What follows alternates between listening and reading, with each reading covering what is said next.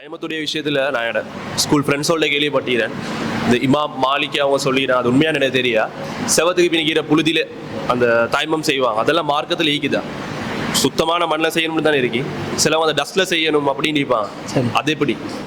அதாவது அவர் என்ன கேட்கிறாருண்டா, தயமம் செய்யும் போது சுத்தமான மண்ணைத்தான் தொடணும் என்று அல்லாஹ் சொல்றான்.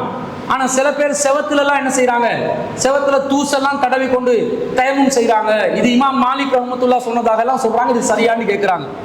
இப்ப நபி ஸல்லல்லாஹு அலைஹி வஸல்லம் அவர்கள் மண்ணுல பொதுவா அல்லாஹ் குர்ஆன்ல நீங்க சுத்தமான மண்ணுல தயமம் செய்யுங்கன்னு அல்லாஹ் சொல்றாங்க. மண்ணிட தூசியை தனியா பிரித்து எடுத்து தூசுல தயமம் செய்யுங்கன்னு அல்லாஹ் சொல்லல. உழு செய்வதற்கு முடியாத நிலை ஏற்பட்டால் நீங்க மண்ணிலே தொட்டு அதை மண்ணை தடவி கொள்ளுங்கள் என்று அல்லாஹ் சொல்றான். ஆனா நபி ஸல்லல்லாஹு அலைஹி வஸல்லம் அவர்கள் மண் சுவற்றில் தயமம் செய்திருக்கிறார்கள் என்று ஹதீஸ் வருகிறது. அவங்களுக்கு சுத்தமான மண்ணை எடுத்து சில பள்ளிவாசல்கள்ல கூட ஒரு பாக்ஸ் ஒன்றை தயாரிச்சு அந்த பாக்ஸ்ல தான் மண்ணை போட்டு வைப்பாங்க, அதுல தயமம் செய்யுங்க. இந்த ரோட்ல போற மண்ணெல்லாம் ஏலாண்டுவாங்க, இப்படி கிடையாது. மண்ணில் தயமம் செய்யணும்டா நஜீஸ் இருக்கக்கூடாது அந்த மண்ணில், அதான் சுத்தமான மண். ஏதாவது கலிஞ்சி இருக்கக்கூடாது, அசுத்தங்கள் இருக்கக்கூடாது.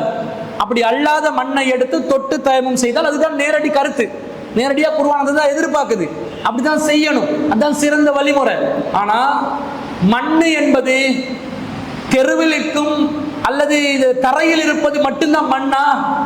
மண்ணில் பல வடிவங்கள் இருக்கின்றன, பல வடிவங்கள். மண்ணில் பலவிதமான தரங்கள், பலவிதமான பரிணாமங்கள் இருக்குது. அதுல ஒரு பரிணாமம் தான் மண் சுவர். அந்த காலத்துல என்ன பண்ணாங்க, மண் சுவர்ல வீடு வச்சிருந்தாங்க. வீட்டுல சோறா இருக்கும், எது மண்ணு தான் இருக்கும். அப்ப மண்ணையும் களிமண்ணை பயன்படுத்தி கொள்வாங்க, ஓலைகள் எல்லாத்தையும் பயன்படுத்தி வீடுகளை தயாரித்து கொள்வாங்க. அப்ப அதுல மண் இருக்குது. அந்த மண்ணுல அந்த மண் சுவற்றில் ரசூல் ஸல்லல்லாஹு அலைஹி வஸல்லம் அவர்கள் தயமம் செய்திருக்கிறார்கள் என்று வந்தா, இந்த சொல்லக்கூடிய மண் மட்டும்தான் மண் என்பது இல்லை. இன்னொரு பொருளுடன் இணைந்து, தண்ணீருடன் இணைந்து, அது இறுக்கமான நிலையில் இருந்தாலும் ஒரு விஷயம் மண்ணாதான் மாறும். இப்ப இந்த செவரை எடுத்துக்கொண்டா, கான்கிரீட் செவரை எடுத்துக்கொண்டா, இது மண்ணிட பரிணாமம் ஒன்று தானே, இது மண்ணிட ஒரு பரிணாமம் தான். அதுல என்ன இருக்குது, மண் இருக்குது, சிமெண்ட் இருக்குது, தண்ணி இருக்குது, வேணுமெண்டா செங்கல் இருக்கும். இந்த மாதிரி பல மண்ணும் கலந்த பரிமாணத்தில் இருக்கிறதுனால இந்த மாதிரி ஒரு சுவரில் நாங்க தொட்டுக்கொண்டாலும் யாருக்கும் என்ன செய்ய முடியாது, தவறு சொல்ல முடியாது. ஆனா ஒருத்தர் சுவர் என்ற பேர்ல இன்றைக்கு சுவருக்கு பதிலாக பிளாஸ்டிக்கால வச்சிருக்கிறான் நிறைய இடங்கள்ல. சுவர் தான் என்று போட்டு பிளாஸ்டிக்கை தடவி கொண்டு இருக்கக்கூடாது.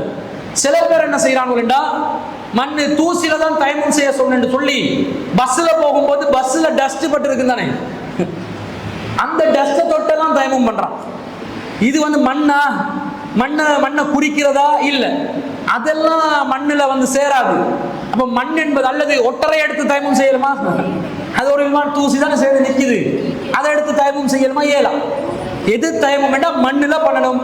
மண்ணிட வடிவத்தில் இருக்கிற வேற பொருளா இருந்தாலும் பண்ணலாம் என்று நாங்க விளங்கும் பொழுது மண் சுவர்லையும் பண்ணலாம் என்று விளங்குது.